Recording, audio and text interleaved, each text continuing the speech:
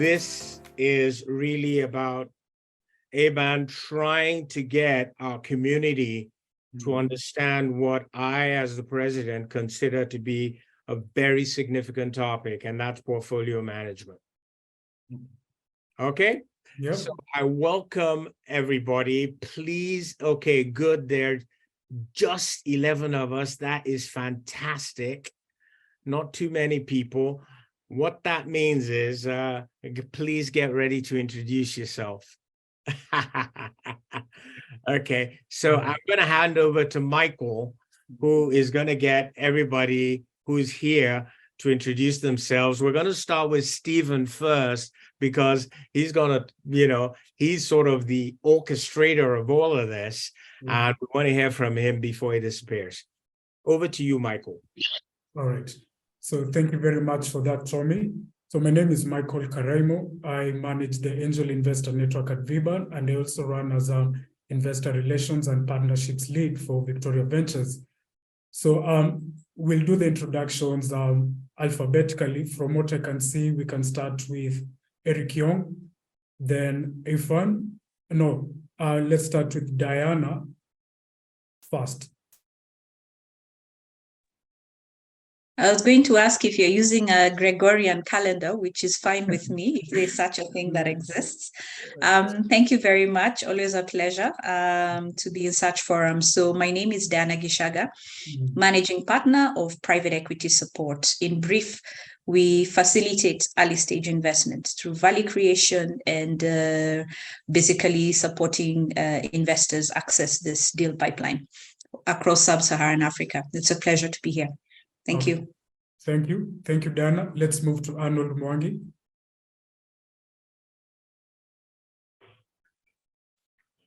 Hi, everyone. Pleasure to be here as well. Hope you can hear me clearly.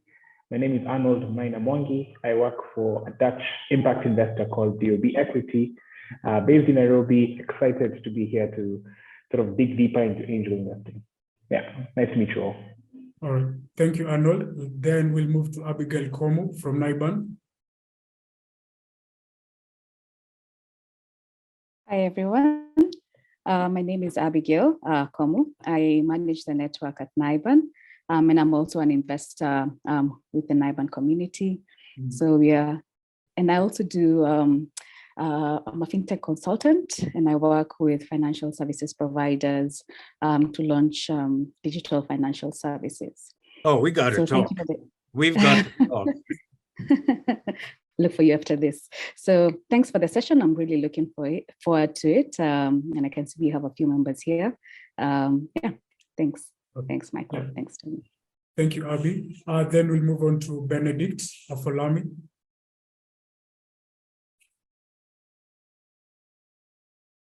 Hello. Hi, Ben. Hello, good morning. Can you hear me? Yeah, we can hear you. Yes, my name is Benedict Afolami. I'm the CTO of and partner of Zytec. So I work with TDA at Zytec. All right. Thank you, Benedict. Then we can move to Eric Young.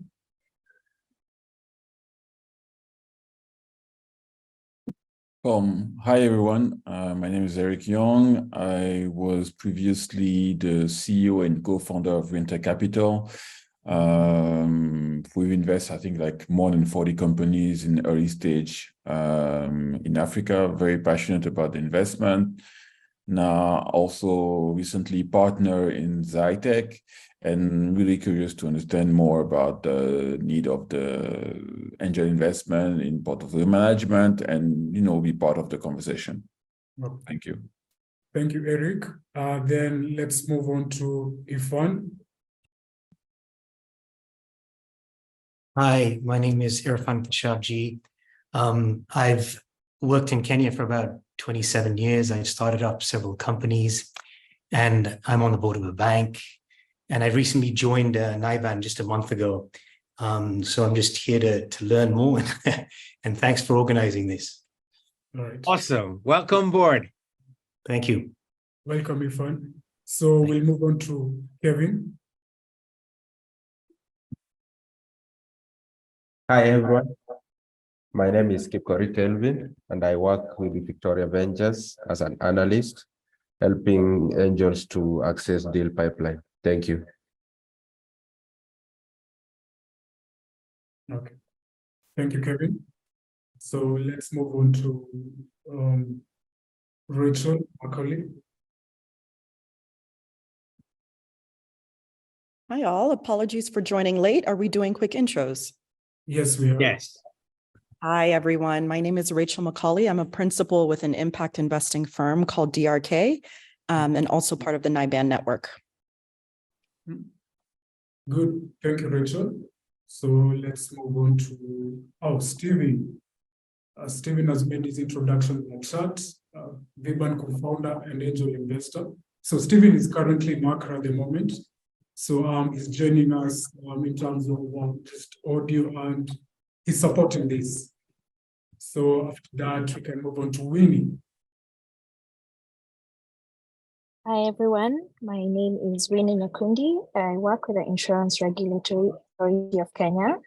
So I'm leading innovations there, and at the moment, in charge of an InsurTech accelerator program across many African countries. So similar to Ifan, I recently joined NIBAN and looking forward to learn and to hear from everyone else. Thank you. All right. Thank you very much. And we have NIBAN, Nick. Welcome. Hey, everybody. Good morning. Nick Vallel here, one of the founding members of NIBAN. Happy to see so many members here, and thanks TD and VBAN for putting this on. Excited to learn. Right. Nick the man. Thank you very much. Oh, yeah. You and Stephen hold the fort on Kenya. So thanks a lot, everybody, for the introduction. I think if I could get a screen share, that's good. I think y'all could see my screen. Can you see my screen? Yes, Nick. Good. Yes. So I said I wasn't going to waste too much time on introducing myself. Anything you need to know about me, TomieDavis.com.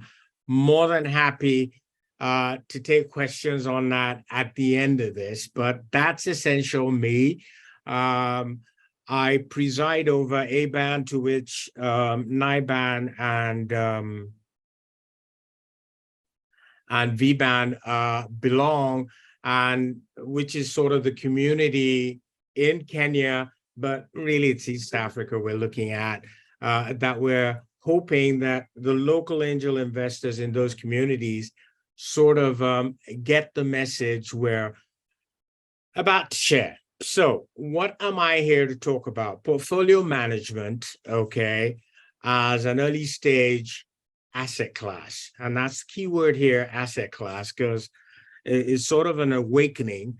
I've been in angel investing. It's going to nearly a couple of decades now. And as you heard me say earlier, my focal point for TVC Labs and all the things I'd done earlier was to, first of all, find these founders who are using technology to do amazing things. And once I've found them, make sure that I get them funded to the best of my ability. That's why now I try and find them early when, you know, it's a little bit of cash, as opposed to like a meeting I just had now where a startup's trying to raise $5 million, way beyond my pay grade. But get them funded. And once they're funded, what we said is we'd follow them as they built, you know, the future of Africa. And then, of course, what happens? I run into Eric Young and Ben Lebois, and it says, Didi, that's all well and good, and the principles are fine, but what about the exits?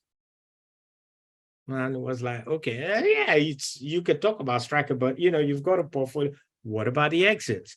And that's where the conversation started a couple of years ago. And so I really want to give you that context. So as I go through, you understand why this is an important topic and it's the next step. It's not let me put the caveats there. If you've got 2, 3, 4, and you're at the beginning and getting started on angel investing, it's something to keep in the back of your head. But remember, angel investing is a long-term. This is not, you're doing this. I'm doing this for life. Okay. And you're doing this for a sustainable period of time and you're growing a portfolio. If you're in that, there's a stage you're going to get to where this, what I'm about to share, is critical. So this is not for everybody, but for those of you who it's for, listen up. There's a solution. Hear me out. So let's go. What are we going to talk about? We're going to talk about why it's an asset class. I'm going to take you through the Zytec Playbook, which is what we've evolved and we're calling it. If we have time, and if Michael can get the technical bits working, we'll go into 2 different rooms and take a look at some case studies so that everybody, we can sort of share knowledge, because when you hear something like what I'm about to share, it's always useful to be able to bounce it around with others immediately. And then we'll end up with some key takeaways, do a Q&A. And I hope by then, we've had an experience well shared. So unless, if you have any questions, okay, let me look at chat. Please, please, please feel free. Anything you have to say, put it in chat. And if it's really burning, just, put on your audio and I will be more than happy to take it. All right. So any questions? If you think I should just proceed, please give me a thumbs up in chat or a tick or whatever, just so I know I'm not talking to myself. Thank you. Thanks, Benedict. Anybody else in the audience? Okay, thanks, Irfan. Oh, I only got 2. Oh my God. Oh, Rachel, thank you. All right, so I've got Rachel. All right, Dana, Nick. Okay, this is working. Arnold. Okay, we're cooking on gas now. Thank you, thank you, thank you, thank you. Anybody else out there?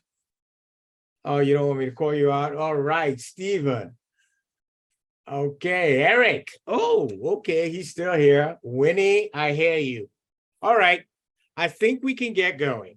All righty. So, why early stage tech as an asset class? So first and foremost, please note, early stage tech. I didn't say early stage startups. I'm talking of tech enabled, okay? Why? Because we're talking scale here. All right.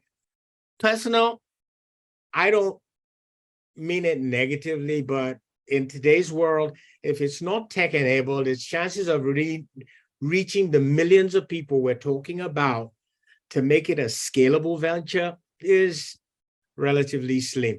The creative arts are getting there, but even that, there's a digital element to the creative arts that is taking them that way. So let's see. All right. Now, I wanted to start with getting your money back, because we say it's an investment. Who, okay, is investing? And look at the rates of returns to start with. On the continent, our IRR, internal rate of return over the 5-year horizon, is at a fraction of what it is elsewhere. So that's sort of the first reality we've got to face. The second is where the money is coming from. We talk about, I think last year we said we hit the 6 billion inbound. Look at those numbers. 70% of that is in pre-seed and seed. So the bulk of the money is still at those early stages. We are not yet a mature market that can look at the 2.5, 25% over a 10-year. It's not happening on the continent yet. So we should not delude ourselves. So that's the first thing we need to sort of take away from here. But let's move on and say, okay, fine, that's good. How about exits, really, which is what we're here to talk about? Acquisitions, acquisitions, acquisitions. Okay, it's companies being bought and sold. That's where the exits come from. And it's not about, oh yeah, they're Series D before they get bought, or, they could get bought anywhere from, I would say, even seed, because I've been in an acqui-hire transaction recently. But the key thing is, it's the same rigorous due diligence they go through. They still have to go through the hoops. That documentation is going to be rock solid and they're bulletproof. Okay. And for angel investors, they don't come around so often. You can see the numbers there. How much red do you see? It's at the later stages that these acquisitions happen. And that's really what you need to be cognizant of. So what does that mean? It means exiting from early stage investments doesn't just happen, and there's a wide range of opportunities and possibilities in terms of outcome. So it's a result of continuous knowledge, preparation, and being sure you're ready to secure the optimal outcome. Now, what's happened is, how do I put it? Well, I learned through hard knocks. I had a startup, for example. Amazing. They were doing amazing stuff. I'd managed to get them into a telco. They were a knowledge play or an edutech play. And they were growing like about 20, 25% month on month for like 9 months straight. Get a call one day. One of the co-founders who sort of led the team, 26-year-old, didn't wake up one morning, and that was it. The others couldn't keep it together. So if you fail to prepare, guess what? You're preparing to fail. What does that mean? Well, here's what Y Combinator says your startup has to have. Let's take a look at that. All right, we've sort of taken Y Combinator as, the benchmark because they're fixed. If you get into Y Combinator, you know what the valuation is, you know what, the shareholding structure is, and you know exactly what is going on. Well, Y Combinator says, first of all, in terms of corporate records and charter documents, you've got to have the corporate meeting minutes. How many of your startups are documenting their minutes, their meetings? How about official incorporation docs, bylaws? Yes, we know they have those.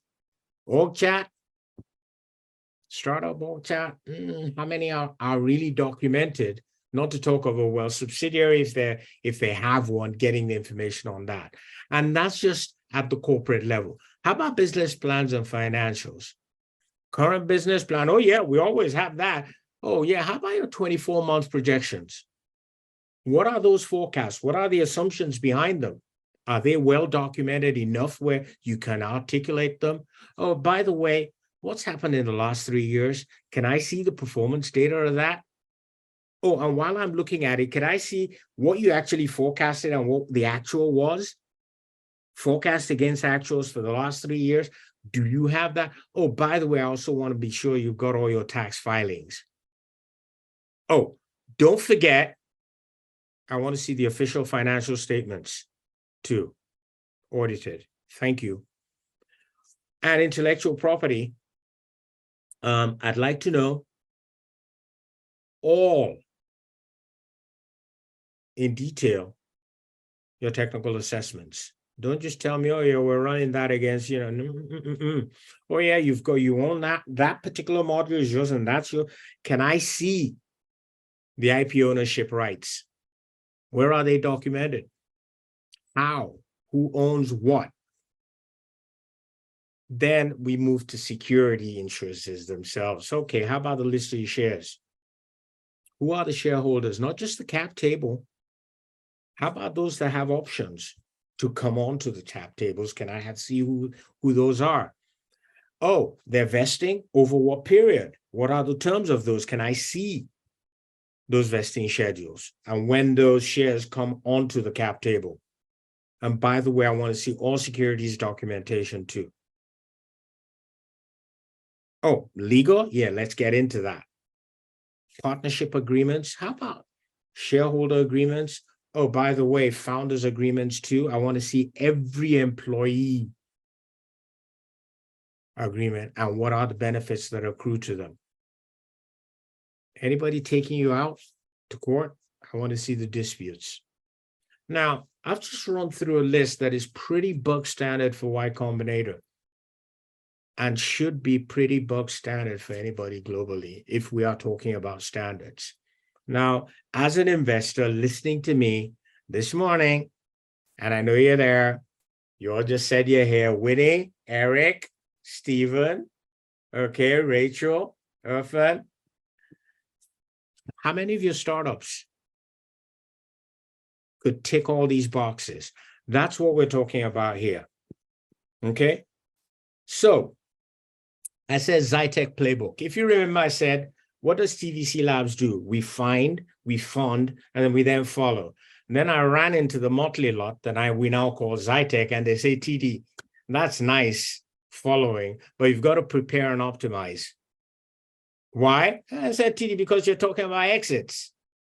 So to realize exits, we've not just got to follow, we've got to prepare and optimize the portfolios based on what we know about the asset itself, the market it's in, and that particular asset class. We know these stages. We know what they're supposed to do from MVP to PMF. We know that. So let's do it. What is that? Well, you're talking about managing risk. You're talking about adding value to the portfolio companies, and then only then can you talk about portfolio optimization, which is what can drive exits. And this is at the heart of what we're setting out to do in Zytec. Now, let's start with portfolio monitoring and reporting. Regular reporting means asset tracking. It informs future decisions, creates good habits for startups, and it informs the portfolio decision-making. And I'll come to that in a minute. Now, on metrics, you've got to know what data and information to track, both quantitative and qualitative. But most importantly is consistency. You've got to do it regularly. You can't track trends if you don't have the data. Context is one of the most critically important things. You can't be bigger than the market. That's the reality. So timing and stage matter. You've got to understand in this market and this startup at this stage, what are the expectations?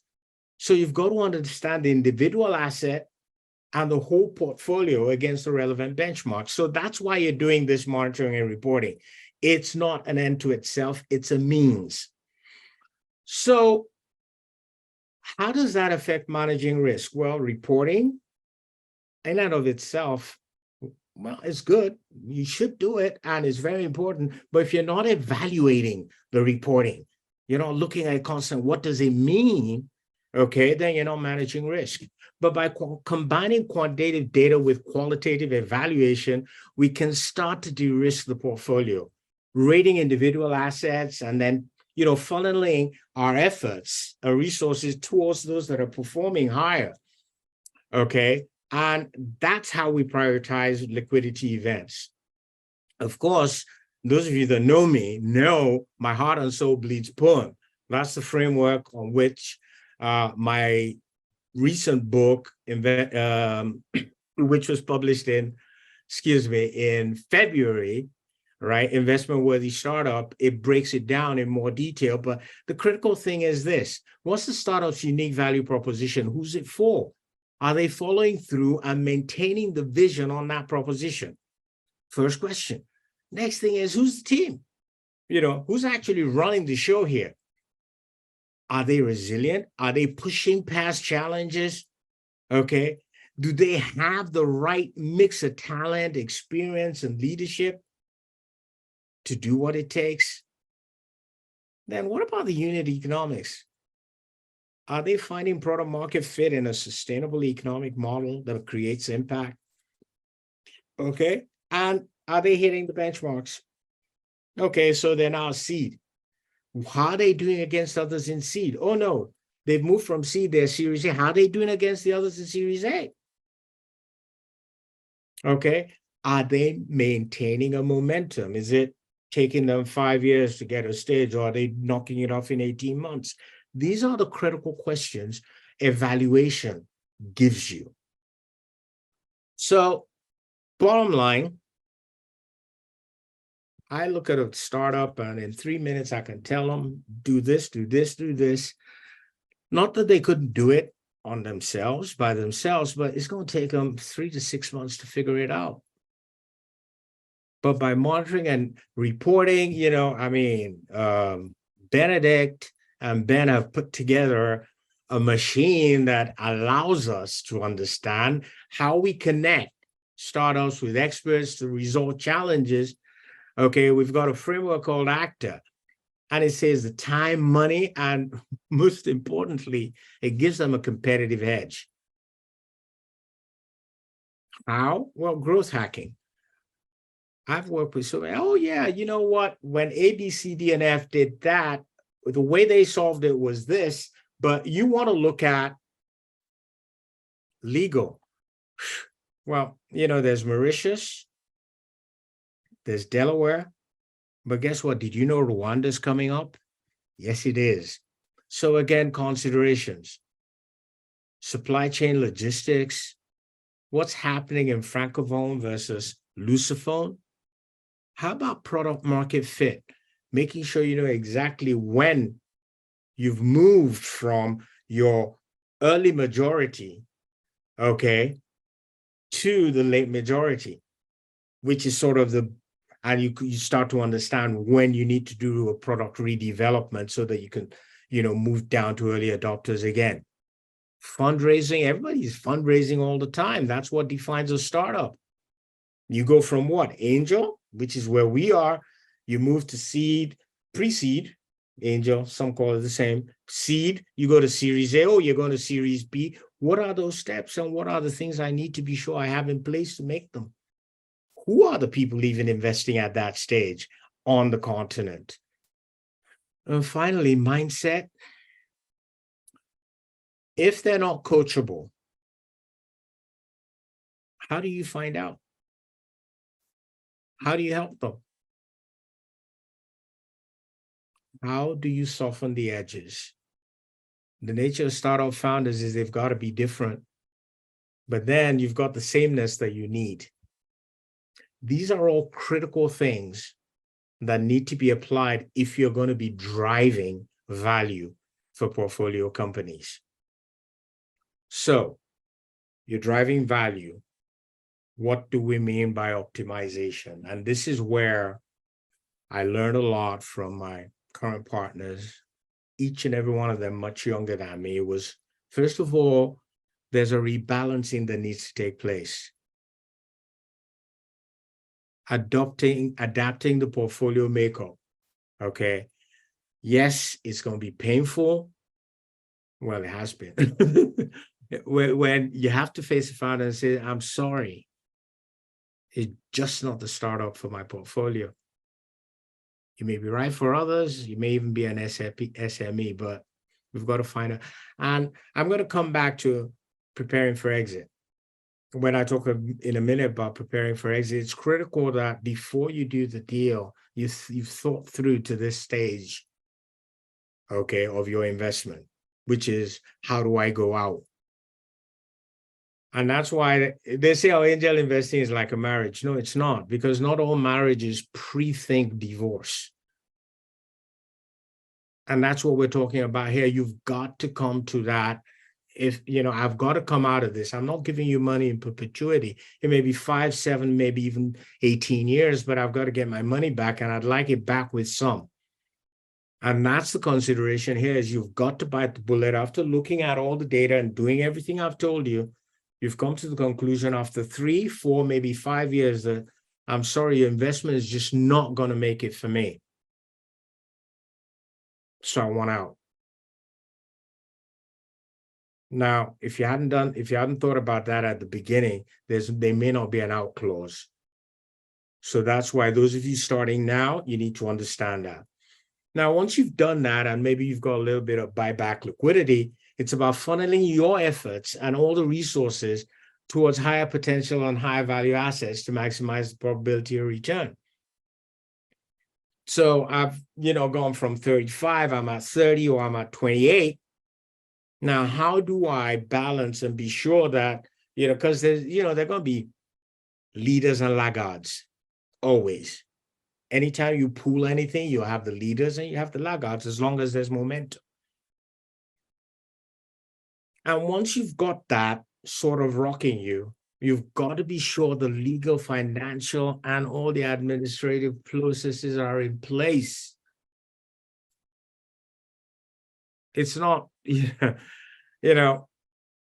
not easy. It's not child's play, because you're talking about money, and you're talking about money that's been made on other people's money, including yours.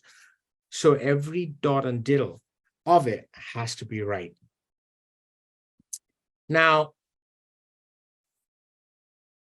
I'm looking at the time. Michael, this is where I need your help. I thought I'd hit it on the 30-minute mark. I'm 7 minutes over, because I do want to get the Q&A in. Okay. How many people do we have? We have roughly 14 participants.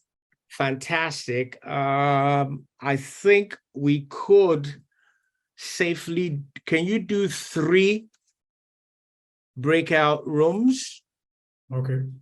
Okay, that way people, because if we only do 2, it'd be too large. If we do 3 breakout rooms, and if we could do 10 minutes, okay, I'll brief you all on how the 10 minutes will be spent. But if you do 3 breakout rooms, while you're setting that up, I will take everybody through, and you'll get to see what the others are doing. But assign individuals to each of the breakout rooms, except myself. Because I'd like to go into all 3. Okay. Okay. Right. Fantastic. So what will happen, please, before you go, let me take you through for the breakout rooms. First group, I would like you, all right, to have this discussion. You're a Pan-African fintech focused angel syndicate. You got about $1.5 million allocated in the past 3 years across 20 startups. Your syndicate members are keen on new investments, but want to know how they should be allocating capital for follow-on investments into previously invested companies before setting aside capital for new startups. Okay. They're asking for a syndicate town hall meeting where you can give them a deep dive on portfolio and upcoming follow-on rounds. They don't feel that they have any visibility on the answer to this question. I'd like the first group to have that discussion. Okay? Yep. Second group, out of balance, stretched too thin. You're a founder-friendly, Nigeria-focused, I would say that, I'm from Nigeria, sector agnostic, angel syndicate, with about $4.5 million allocated in the past 10 years to 60 startups. Sound familiar? If you tell. Okay, part of your syndicate pitch to startups has been centered around providing support through their journey as you've grown in the number of startups and your capital allocation. You have not developed a process for identifying how, when, or to whom you allocate support. As a result, you're skeptical to invest in more companies under the same type of founder-friendly positioning. Okay? There's only 15 of you, and you have to service like 50 active companies. Final one, missing the boat. You're a boutique B2B SaaS angel syndicate with $1.5 million allocated in the past 5 years. Part of your pitch to syndicate members has been that you carefully craft your portfolio rather than adopting a spray and pray strategy. One of your portfolio companies is raising a follow-on round, which may be oversubscribed, but you've not been following their progress. You aren't sure what you should do, follow on in the round, or seek an exit via oversubscription. These are the scenarios faced, okay, that what I'm talking about addresses. It'll be interesting to hear you as groups have these discussions. My challenge is how to share the slide with the group. No, you can have the discussion, just to sign. And then, of course, people here have brains, so they don't need to remember much. These are scenarios you should become familiar with because they all exist. I've just sort of taken the names and the locations out to sanitize them. Yeah. So we are at 41 minutes past the hour. I'm sorry, you'll have 9 minutes. Yeah. Okay. Okay. So that we can come back and have a Q&A. Yeah. Please join the groups for the discussions now. Thank you.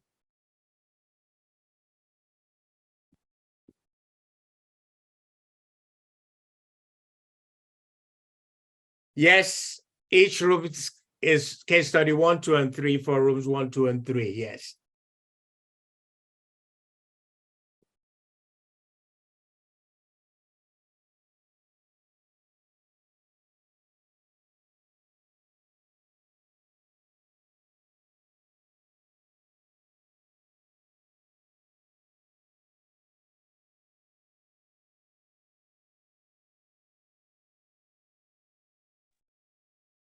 Hi, all.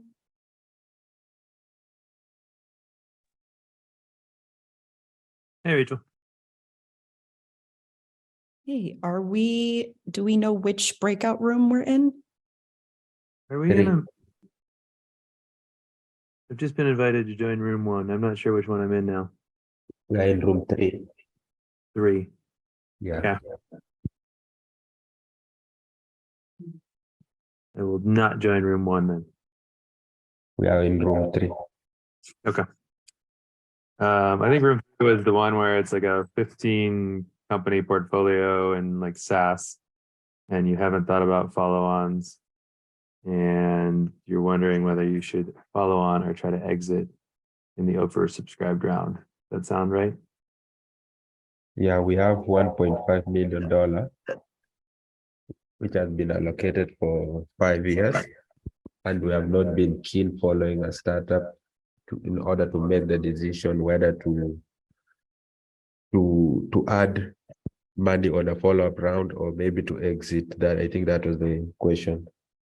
So the decision is to whether we will exit or maybe we'll add additional fund on this startup. Yet we have not been keen following what has been happening to the company. We don't know about their traction, about how they are handling maybe their customer growth. Yeah, so those sorts of things. Yeah. Got it. I think related to that, I was just thinking about this, and maybe it might be interesting, Rachel, to get your thoughts on this. Is, with the way we structure things within NIBAN, and we all do our individual investments, and there's no centralized fund, like, because for the scale investment we're putting in, the pro rata side letter, it's like great to have the option, but great to have the option, but how do we potentially get 19 people to all make the same decision and also to have the available capital to make a follow-on investment at the same time? Or is that just not something that can happen within this kind of angel group?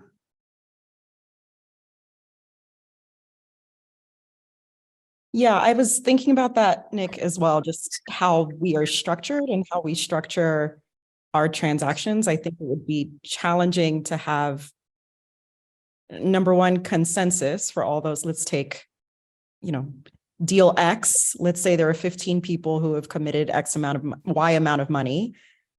So one, I think would be challenging to come to a consensus. Two, I'm wondering if in our deal structure, there are any clauses around, let's say 90% of the committed investors want to do follow-on and 10% don't. Right. What happens then? Yeah, and even if 100% want to do it, if they don't have the available capital because maybe the round is quite expensive, then what as well? Yeah, I mean, we don't honestly have a structure within that. We were talking about it the other day of like, yeah, how do you execute that? I think follow-ons with this kind of structure will be very difficult to do. Yeah, agreed. And maybe that's okay. Maybe that.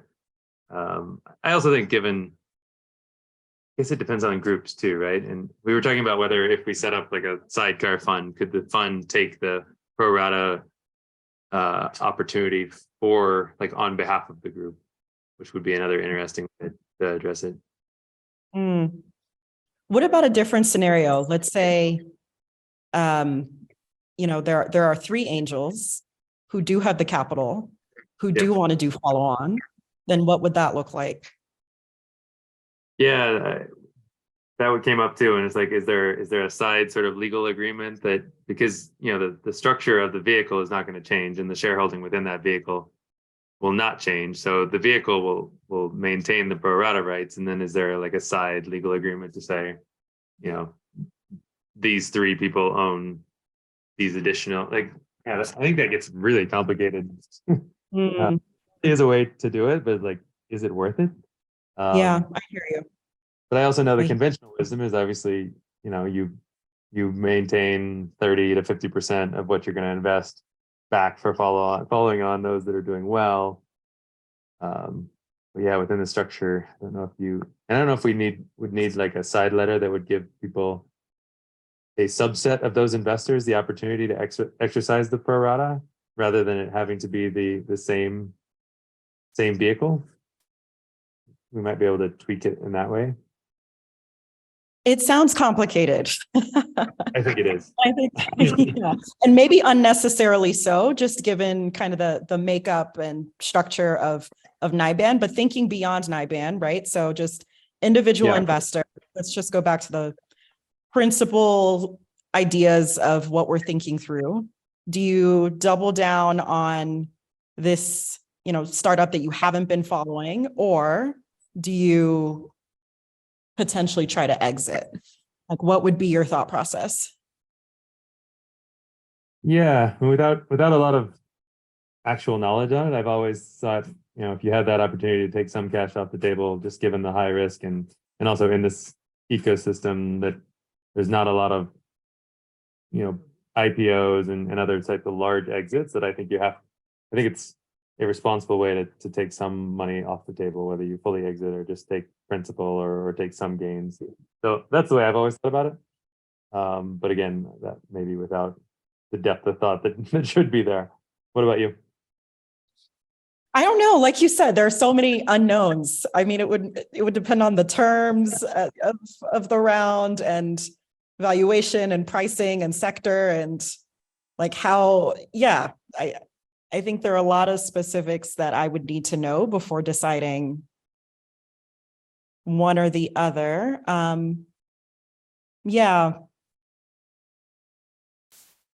TD, I have a question for you. Maybe I'll save it for the main group, but you had mentioned, we were talking about exits and whether you want to have those early options. And I know some of the different syndicates write in preferences of, or almost guarantees that I have to be exited at this round if I want to take that option. And I've heard that being problematic for some founders because, you know, new investors want to come in, but they realize that these 3 investors from the pre-seed or the seed round have those options, so that some of their money may go exiting those investors. But in some ways, it seems to me like an unfounder friendly way of doing things. I feel like I'm sure you've had exposure to this, but I've been thinking about that recently in terms of like, do we want to write in those mandatory optional exits for ourselves, But if that's not founder friendly, are we not like sort of cutting off our nose to spite our face? I don't think, well, as a founder myself, I wouldn't even accept it. Let's start with that. Yeah. So why would I want to give it to anybody? No. And that's why liquidity events need to be managed. That's the whole point of our exercise, is the fact that, you know, if you do things like that, then you're stifling innovation. But doesn't Launch have that kind of terms in their agreements? Not that I'm aware of. There's something there that I've heard about multiple times that I don't know if they're continuing to do it, but at some point there was some kind of mandatory exit option for them at you know, X round. And I've heard it becoming a problem for founders that took those terms. Okay, that's one for me to take away. Thanks a lot for sharing that. I will. No accusations. I'm just curious on, you know, how it's worked out, positive and negative, and whether it's something that we should be thinking about, and can we structure it in a way that still is like founder friendly and not actually going to hurt the startup a few rounds down the line. Exactly. The way it's done is through the concept of buyback. Okay. So the person that takes the hit is actually the founder. Okay. But Clause yeah. that they have an optional buyback there. Exactly. Is it a mutual option, or is it just the investor can exercise it and the founder has to find a way? Or no, ab initio, first of all, the liquidity has to exist for you to exit. Okay, and where does that liquidity pool exist becomes the question. And do they have access rights to it? Are you with me? Yeah. But yeah, I'm at least glad that we started the conversation. Okay, because the whole idea, as I said, was to start the conversation. It's not a single 1 hour conversation. It's sort of what the ecosystem needs to be discussing now. And that's what I hope I've helped to stimulate this morning with what we've been talking about and what you've talked about in the different groups. So in terms of key takeaways, because I still want to leave some time for Q&A, first thing is early stage startups are an asset class, and they've got dozens of sub-asset classes where exactly an asset class falls is critical to managing its pathway forward. Okay. Global standards for best practices do exist for modeling portfolio management. However, these best practices must be adapted to our local conditions. To do that, regular, consistent monitoring and reporting, which is the bedrock of portfolio management, has to be in place. If you're going to do it by yourself, you've got to do it early and you've got to do it with intent. What we're setting out to do is make sure that it is just bread and butter for us, because de-risking is critical. If you are going to allow for a growth in your portfolio, you've got to de-risk it. And supporting early stage, it's not ad hoc. You can't invest in it and forget it. And as it grows, and what, like I said, okay, it says, somebody just asked, what's the magic number? What's the magic number? David Rose is my mentor. He's the founder of the New York Angels. And it's in his book. He says, well, 20 is sort of that number. Once you're approaching that 20 number, and you're not putting these things in place, you're going to lose your shirt. Okay. I say on the continent is 10. Half the number. Once you get into 10 startups, you got a portfolio where you've got to start thinking that preparing for exit isn't done when it's the time. You can't start thinking, oh, there's a new, we're being acquired, what happens? No, you start right at the beginning. Why? Because exits are not standalone outcome. They're a carefully planned process with a targeted result. I trust that helps. And now I'd like to hear your thoughts and your questions. So thank you very much, TD. So we'll be taking the questions from the audience. I'll take comments too. Yeah. Just a quick, you highlighted acquisitions, and I feel the same as like probably the most likely outcome that we could hope for in these kind of investments. Do you think that requires different preparation than other kind of exit outcomes? Like preparing for an acquisition, does that look different in your eyes or experience? There are a couple of things that would be different, because what are the alternative outcomes? You could have a founder acquisition.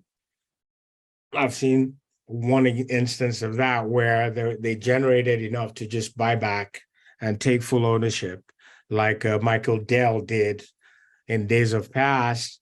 They're a rarity. IPOs, we know the story on that one.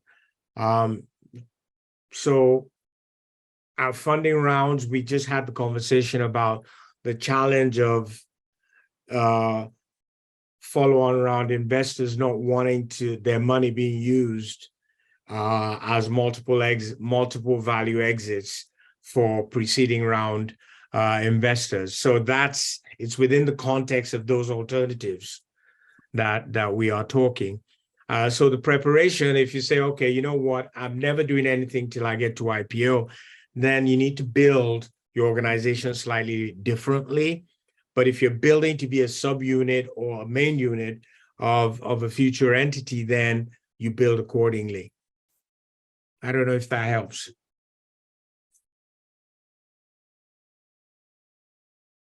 Yeah, maybe to go a little further with it, are you seeing, in your experience, have you seen startups that have exited by an acquisition by a larger company, multinational, and like what are some of the most important things? I mean, we saw the whole checklist, but are there certain things that have killed those kind of deals in your experience and or have made those kind of deals that you've seen?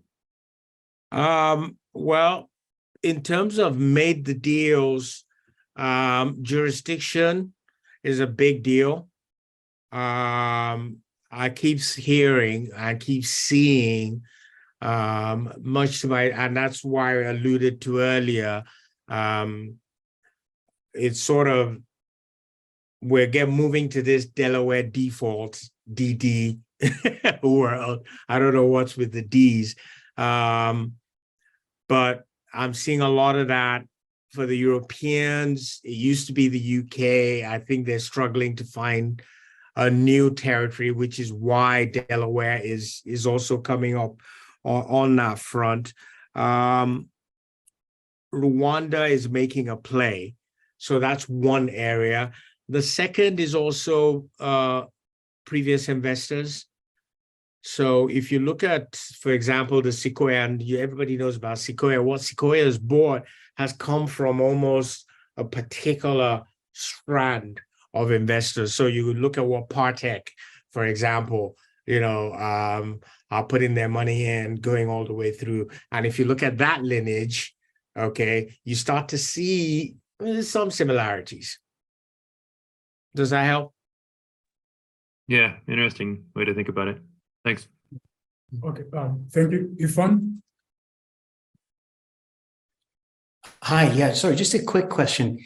Does an angel syndicate ever decide at the point of investment whether they would exit at the first possibility or invest in subsequent rounds? Or is that always done when the opportunity arises, depending on what other opportunities are on the table? No, I say you think of it up front, because the startup journey is exactly that. It's a journey. It's never a single investment. It's multi-round investment. And if you're serious as an angel investor, how many rounds will you participate is how I put it to my people. Okay. I never do more than 3 because the value diminishes as you go forward, but I'll typically do 2. So this round and the next one. So the debate and our discussion becomes, how do I get to the next round? And that's what we're always talking about when I meet you, is when's the next round and what are you doing towards it? Because we know it's a round journey. I trust Gotcha. that. Thanks. Yeah. All right. Thank you, Ifan. Arnold from DOB Equity. Yeah, I think tied to Ifan's question, I was curious, based on your experience, what's the standard sort of exit point when you're coming in at that pre-seed round? Based on your experience with angels, what point do you usually think of exiting? Is it your Series A or slightly before that? Do you have a standard way of thinking through that? I'd be lying if I said I had a standard. Okay, and I've been at this near 20 years. Let me, for example, I think Sprock Sales has Series C or something like that. Okay, and Ashifi's still going, and I'm still looking at him and saying you're mad and whatever. But at the same time, in terms of thought process, we say the 5 to 7 year window in terms of time. And once they've entered the series, you really should be looking for an exit. You have no business being on the cap table as Series C like I am right now. It's a labor of love only because, I just decided I don't think I'll ever exit, to be honest, on that one. It's like buying. I also, again, as an angel, if you're in capital, you've also got capital market holdings, and some you have to treat like that. I've been holding Guaranteed Trust and Zenith Bank since they started. I hold Total Energies in Nigeria. I bought MTN when it listed, etc. So I just put them in that block and leave them, even though they came the startup route. I believe they've earned, even though they've not IPO'd and they're not listed, I put them in that block. But in terms of what they call normal angels, all right, because somebody says, oh, that's super angel speak. Normal angels, what you do is, you've got to put a time, there's a time block and there's a series block on when you want your money back. Because there's no point, I give you 10 grand and 20 years later, you're still raising 20 grand. It's not going to work. I trust that helps. Okay, I think that now we've come to time, and I'd want to thank you very much, TD, and all the participants for your questions, for the participation in the breakout rooms, and also for the insightful discussions that we've had. So once again, the recording will be shared. So I just want to thank you again, TD, for this, for your, yes, Arnold, you will get the slides. So thank you very much, TD, and we look forward to having you again. And this was a very good day. Thank you. You're Any welcome. parting shots?